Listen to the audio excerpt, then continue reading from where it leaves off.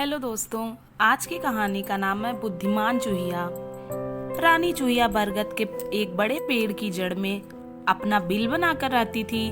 उसके 4 छोटे छोटे बच्चे थे। रानी चूहिया बड़ी मेहनती थी। वह सारे दिन परिक्रमा करती और खाने के लिए खूब सारी चीजें जुटा लाती। जंगल में खाने पीने की कमी भी न थी। इस प्रकार रानी चूहिया अपने बच्चों के साथ आराम से रह रही थी। एक दिन सहसा पास बहने वाली नदी में बाढ़ आ गई। चारों ओर पानी ही पानी फैल गया। बरगद का वृक्ष भी पानी में डूबने लगा तो रानी घबराकर अपने बच्चों को बिल से बाहर निकाला और सभी के साथ जाकर पेड़ की सबसे ऊपरी टहनी पे ओर छिपकर बैठ गई।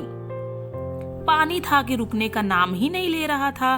लग रहा था कि वह पूरे वृक्ष को डुबा देगा। अब तो रानी बहुत ही घबराई, क्या करे और कैसे अपने बच्चों की जान बचाए। तभी रानी ने सुना कि पेड़ की कोटर में रहने वाला कोई कौवा अपने बेटे से कह रहा है, लल्लू जल्दी ही यहाँ से चल, पानी इस पेड़ को डुबाने वाला है। विपत्ति में रानी का दिमाग तेजी से काम कर रहा था। वह सोचने लगी कि क्यों न इस कौवे से अनुनय कर लूं कि मुझे भी वहां से ले चले। जैसे ही कौवा अपने बच्चों सहित घोंसले से निकल रहा था, रानी ने जोर से पुकारा और कहा, कौवे भाई, तुम मुझे और मेरे बच्चों को भी यहाँ से ले चलो। मैं जीवन भर तुम्हारा उपकार कभी नहीं भूलूंगी।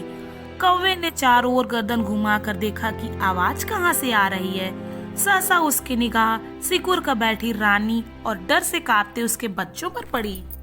वह मन ही मन कहने लगा कि कोई जिए या मरे मुझे क्या, मैं क्या सारी दुनिया की रक्षा करने का ठेका ले रखा है। कौवा अपने बच्चे से बोला, लल्लू तुम्हें ठीक से उड़ना तो आता नहीं। इस बाढ़ में अगर कहीं गिर गए तो बच भी न पाओगे। तुम ऐसा करो कि मेरी पीठ पर बैठ जाओ। कौवा अपने बच्चे को पीठ पर बिठाकर उड़ने ही वाला था कि चूहिया फिर बोली, कौवे भाई, हमको भी यहाँ से ले चलो। हम तुम्हारे इस उपकार का बदला अवश्य चुका देंगे। कौवा सोचा, दूसरों की सहायता करने वाले को भगवान भी आशीर्वाद देता है। यह सोचकर कौवा रुक गया। मीठी वाणी में बोला, चूहिया रानी, आखिर तुम समझती नहीं, दूसरों की सहायता करना और उनके प्राण बचाना आखिर किसे बुरा लगेगा। पर मेरी परेशानी तो यह है कि मैं तुम सबको ले कैसे जाऊंगा। पीठ पर तो मेरा बच्चा बैठा है, यह खुद उड़ना नहीं जानता, इसलिए मैं उतार भी नहीं सकता इसको। तुम लोग 1-2 होते तो मैं ले भी जाता। तुम हो भी तो संख्या में 5, आखिर मैं तुम्हें यहाँ से ले भी कैसे जाऊं। रानी को सहसा ही एक तरकीब सूझी। कौवे से वह बोली, सुनो जरा रुको, तुम्हें इस विषय में अधिक चिंता नहीं करनी होगी। रानी ने जल्दी से बरगद की एक मजबूत जटा अपने पैने दांतों से कुतर डाली। फिर उसे जल्दी से ऊपर खींच लिया। एक एक करके अपने चारों बच्चों और उनके पंजे उसमें कसकर बांध दिए।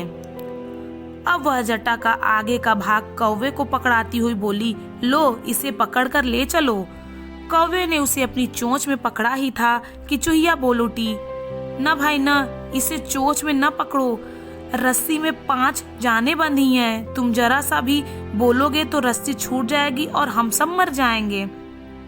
इसे तो तुम अपने पंजों में जकड़ लो। आखिर एक पंजे से रस्सी छूटेगी तो दूसरे में तो कसकर पकड़ लोगे। कौवे ने रानी चूहिया की बात मान ली। वह यह रस्सी को अपने पंजों में मजबूती से पकड़कर पीठ पर लल्लू को बिठाकर बरगद के पेड़ से उड़ चला।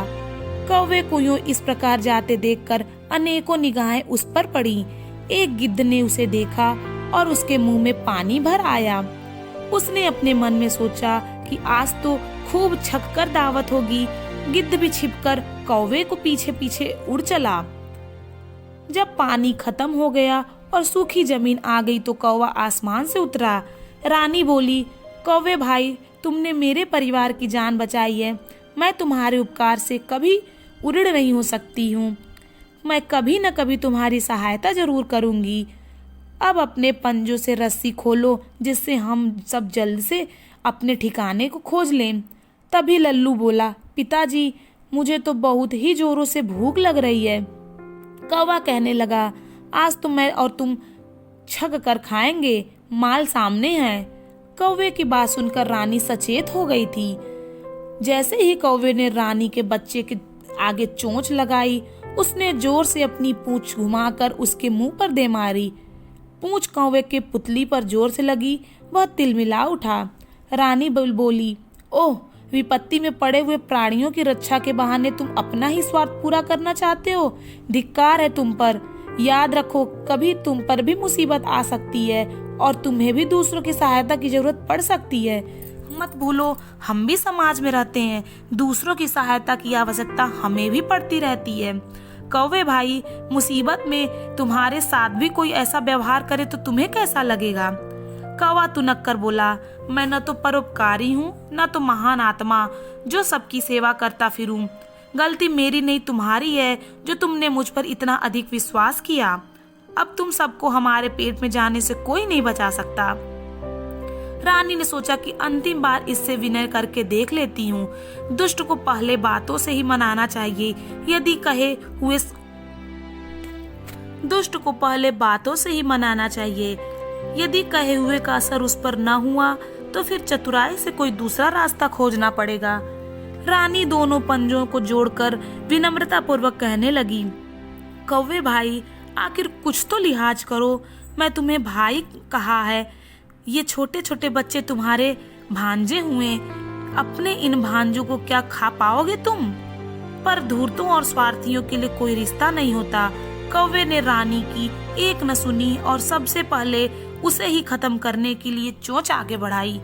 कौवा सोच रहा था कि यह मर जाएगी तो इसके बच्चों को बचाने वाला कोई न रहेगा और वह चैन से उन्हें खा सकेगा। कौवे की चोंच रानी तक पहुंची भी न होगी कि गिद्ध और बीच में चूहिया के खाने पे लपका। हड़बड़ाहट में उसके पंजे से बरगद की जटा छूट गई, पर पल भर में ही उसकी समझ में सारी बात आ गई। वह गुस्से से भरकर गिद्ध से बोला, इसे यहाँ तक लाने के लिए मैंने मेहनत की है, इस पर मेरा हक है। तुम चोर डकैत की तरह बीच में लूटपाट क्यों करते हो? गिद्ध अपनी लाल लाल आंखें घुमाकर कह रहा था, तुम में साहस हो तो मेरा सामना करके दिखाओ और इसे मेरे सामने खाकर तो देखो। फिर गिद्ध ने जोर से कौवे के पेट में अपनी चोंच मारी और बोला, चलो हटो यहाँ से, मुझे खाते समय किसी की बकवास सुनना पसंद नहीं। कौवे और गिद्ध की लड़ाई का रानी ने फायदा उठाया। उसने अपने बच्चों को धीरे से कुछ कहा। सभी ने तेजी से अपने दांतों से जटा कुतरकर अपने पंजे छुड़ा लिए और जल्दी से भागकर पास की झाड़ी में जाकर छिप गए। कौवे और गिद्ध की निगाह जब यहाँ गई तो उन्होंने पाया कि शिकार का कहीं अता पता ही न था। दोनों एक दूसरे को लाल लाल आंखों से घूरते हुए, हाथ मलते हुए वहां से उड़ गए। यह देखकर झाड़ी में छिपे रानी चूहिया के बच्चे अभी तक डर से कांप रहे थे, जो उन्होंने चैन की सांस ली। वे उससे पूछने लगे, माँ, क्या दुनिया में सभी ऐसे ही स्वार्थी होते हैं? चूहिया उन्हें समझाने लगी, बच्चों, संसार में अच्छे प्राणी भी हैं और बुरे भी। कौन कैसा होगा यह उससे बार बार व्यवहार करने के बाद ही पता चलता है। किसी को परखे बिना उस पर विश्वास न करो। विश्वास होने पर भी अंधा विश्वास न रखो। दूसरों से अधिक अपने पुरुषार्थ पर, अपने बुद्धि पर भरोसा रखो और उसका प्रयोग करो, तभी तुम जीवन में सफलता पा सकते हो, कठिन स्थिति से उबर सकते हो। तभी छोटा बच्चा बोल पड़ा, तुम्हारी बात हम सदैव याद रखेंगे माँ। अब खाना लाओ, जोरों से भूख लगी है। तुम सभी छिपकर झाड़ी में ही बैठना, इधर उधर नहीं जाना। यह कहकर चूहिया उनके लिए खाने के खोज में दौड़ पड़ी। दोस्तों, अगर आपको ये कहानी अच्छी लगी हो तो प्लीज लाइक और सब्सक्राइब जरूर करिए।